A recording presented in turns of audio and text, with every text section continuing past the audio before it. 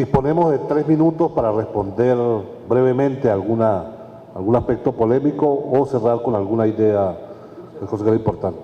Bueno, yo quiero darle las gracias. O sea, a mí me encanta que podamos debatir así. Y ojalá podamos seguir debatiendo así. Y que a este debate le confiramos la seriedad que se merece. Fíjense, yo creo un último aspecto que creo que es clave y que no está en la consulta, sí está, pero está tangencialmente.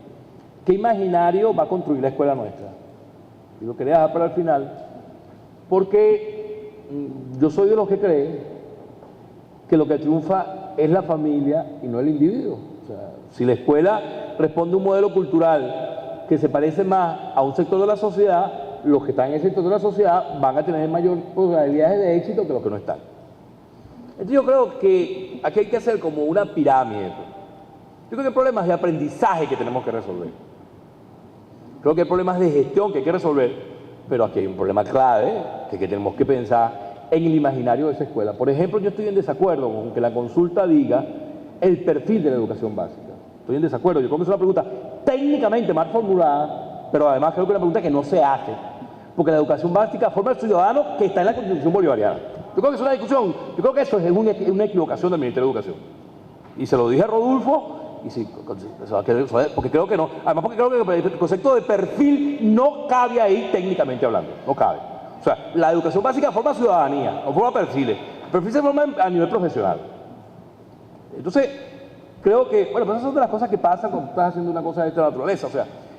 Entonces, pero creo que la escuela nuestra debe construir, nosotros tenemos que sentarnos y pensar qué imaginario va a construir la escuela nuestra. Y ese imaginario está asociado a el venezolano del siglo XXI en el marco del pacto sociopolítico que nosotros tenemos, que está expresado en la Constitución bolivariana. Creo que eso es fundamental. Por eso es que me parece inadecuado que hayamos utilizado la palabra perfil. ¿Por qué? Porque que discutamos los contenidos, que discutamos, etcétera, etcétera, pero no el perfil. Porque el perfil lo define la Constitución. Porque es distinto a si yo fuera un médico, a un ingeniero o a un maestro. Eso es otra cosa. Pero en la educación básica no. Porque la educación básica es ese nivel de la educación venezolana que conforma, que construye la ciudadanía. Y esa ciudadanía no la vamos a discutir. Esa está en la Constitución. Entonces, yo creo que eso es clave. Y quería dejarlo para el final, bueno, porque creo que ahí hay un error del Ministerio de Educación. Ojo, y Bonilla afortunadamente trabajó conmigo. Yo soy amigo de debatir con quien sea. Pasa que es un tema que no se debate no por sectarismo, sino porque ya está definido en unos laxos y unos pactos constitucionales. Y eso no es un problema técnico, tecnocrático, o sea, es un problema político de primer orden. Porque bueno, porque tampoco vamos a hacer una educación asexuada. Eso no existe en ninguna parte del mundo.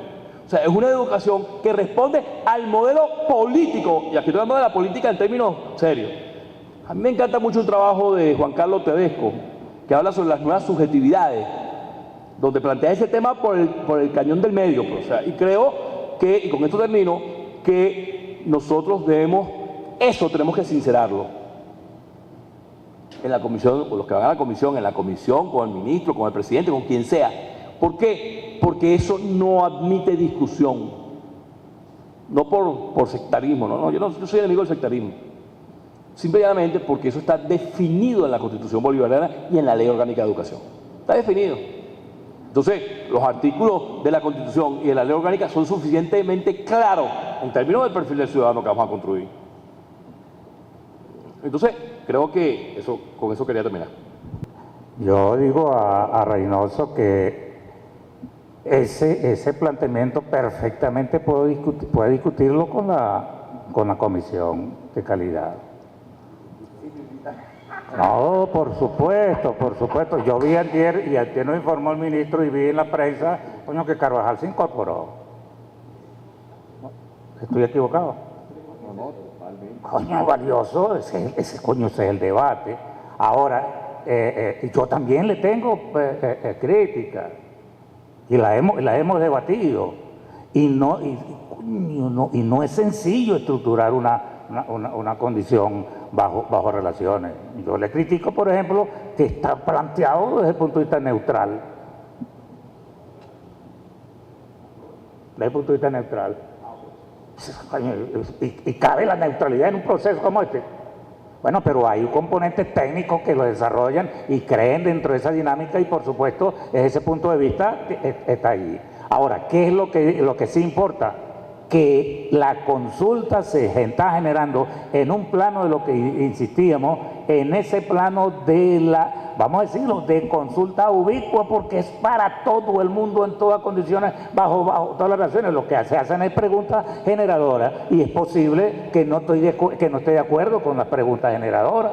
¿Me estoy explicando? Ahora, me importa que haya debate, que haya participación, que lo hagan todos y todas en todo momento y que a su vez tengamos una fuerte acción de sistematización que nos permita convertir eso en hechos y lo podamos blindar para la revolución y no solamente como un debate, es decir, para que carga sea esencialmente participativa y protagónica. Eso es lo que se está buscando dentro de esa condición. Evidentemente que ahí van a aflorar el problema entre el tecnicismo del desarrollo y la proposición está aflorando y se discute fuertemente es decir, son tres las instancias de debate: la de la comisión de calidad, la de los cuadernos, ¿cómo se llama? La colección bicentenaria, y la de un equipo que burlonamente se llama ahí de intelectuales que se ponen,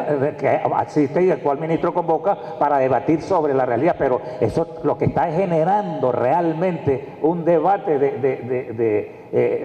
que entra al peo filosófico, al peo político, es decir, a una dinámica que va más allá de la concepción de una consulta como un mecanismo técnico. No es un mecanismo técnico, es un instrumento para la revolución, es un instrumento que está estimulando lógica de participación y evidentemente, bueno, quienes estamos metidos en los barrios, quienes estamos metidos, yo estoy trabajando, además que formo parte del equipo político del PSOE de Naragua, estamos metidos en los barrios discutiendo, debatiendo dentro de las relaciones de lo que significa, y la gente propone, la gente lo hace, la gente se mete, y entonces, ¿qué es lo que sí tenemos necesariamente?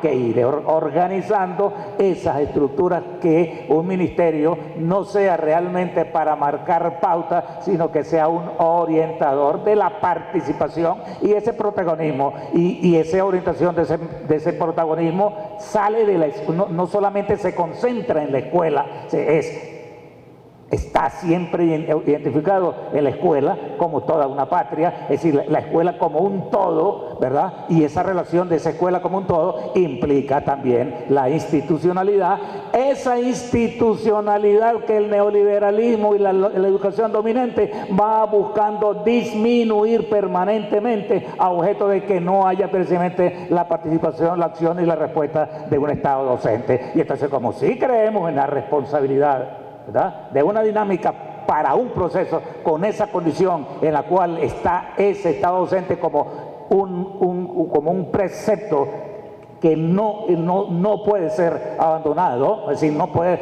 delegarse, evidentemente tiene que organizarlo para que haya esa participación y se sienta y se genere y se estructuren esos componentes y esas propuestas que vengan a partir del desarrollo de esa consulta. Por eso es que la respuesta de esa consulta no es un día, ese es un trabajo ordenado, que se va a hacer en 6 meses. En 6 meses, y lleva todo un proceso que evidentemente hay que ver un poco todos los documentos que eso implica y todos los instrumentos para que se vea entonces la visión integral que se está desarrollando. Indudablemente yo comparto muchas de las cosas que está señalando, pero hay que discutirlo, porque evidentemente sí hay componentes que tienden a esa concepción que tú estás señalando. Voy a ser breve. Uno de los méritos de una consulta de este tipo es que llama a un debate racional. Cuando no existe ese debate, pues los unos vocean unas cosas, los otros vocean otras, y a fuerza de enfatizar el tono o aumentar el tono, pues podríamos creernos nuestras propias verdades. Por ejemplo, en alguno de estos meses, en algún momento, yo sé que se va a terciar el tan cacareado asunto de la presunta privatización de la educación en los años 90, y entonces yo en ese momento voy a pedir que se argumente doctrinal y empírica y fácticamente aquello, porque si no queda simplemente como una consigna. Porque, por ejemplo, en el libro que les dejé sobre mitos y realidades, tú comparas la matrícula de educación privada que existía en 1998 y la que existía en el 2008, los primeros 10 años del gobierno de Chávez, y resulta que en aquel momento, tomando de preescolar hasta el último año de bachillerato, el porcentaje de educación privada era 19,1 del total de la matrícula y 10 años después era 19,4. Entonces, ¿qué significa eso? Yo simplemente dejo ese dato empírico allí, real, como un elemento de análisis, pero eso no es el único elemento para analizar. Yo quiero finalizar asumiendo, apoyando, haciendo mías las distintas formulaciones que hizo el ministro Héctor Rodríguez en la reunión nacional o del equipo nacional por la consulta educativa. Yo creo que dan una excelente pauta. Él dijo, entre otras, estas 7 cosas. Si hicimos este esfuerzo de consultar, es para escuchar opiniones diferentes. Es importante mantener el tono de respeto. No queremos un pensamiento único para nuestros hijos. El Estado es el responsable de dirigir el proceso educativo, pero la sociedad también debe responsabilizarse. Estamos abiertos a escuchar todo tipo de crítica. Si tienen razón, estamos obligados a corregir con humildad. La consulta no va a arrojar consensos absolutos. Las sociedades no son así. Y finalmente, lo más importante es que esta consulta, que va a durar meses, la plantean no como el último eslabón de una cadena y que se acaba la historia, no. Queremos generar con posterioridad a la consulta de este año una dinámica de consultas permanentes. Es un momento histórico el que estamos viviendo y este debate así lo refleja. El que Leonardo haya tenido las palabras más elogiosas con el ministro de este panel nos habla de lo que está pasando en un momento concreto de la realidad venezolana. No, de este lado están más rebeldes, son más rebeldes. ¿Qué está pasando con Leonardo? Ajá. No, lo que creo que este es el debate más importante que se haya librado, por lo menos en los últimos 20 años, sobre el tema de la educación. Tiene que ver con la comprensión integral de la dinámica educativa y evidentemente, como lo señalaba en lo que leía Leonardo, hay errores, inconsistencias en el propio proceso bolivariano. Así como señalaba la cifra de educación privada en el nivel primario, también podríamos decir que en el nivel de la educación universitaria es al revés. Se invirtió la dinámica privatizadora que venía, en la cual una cobertura del 60% subió al 78% en el caso de la educación pública. Se disminuyó la cobertura, incluso en la matrícula porcentualmente, los 2.630.000 estudiantes universitarios que atiende la educación oficial, solo 1.951.000 son de la educación oficial y el restante de la educación privada, que habla de cómo en ese sector ha habido un profundo avance en la educación pública por encima de la educación privada. Son temas para debatir en una dinámica, por supuesto, desde el Centro Internacional Miranda, desde incluso el caso personal, siempre orientada a la defensa de la educación como un derecho humano fundamental, la educación pública como la única esperanza de los pobres, de los desamparados, de los más humildes, para lograr entender, comprender el mundo y ser mucho más felices. Gracias a este maravilloso panel que hoy nos ha acompañado para el inicio de estas reflexiones, de este debate sobre la calidad educativa en el Centro Internacional Miranda.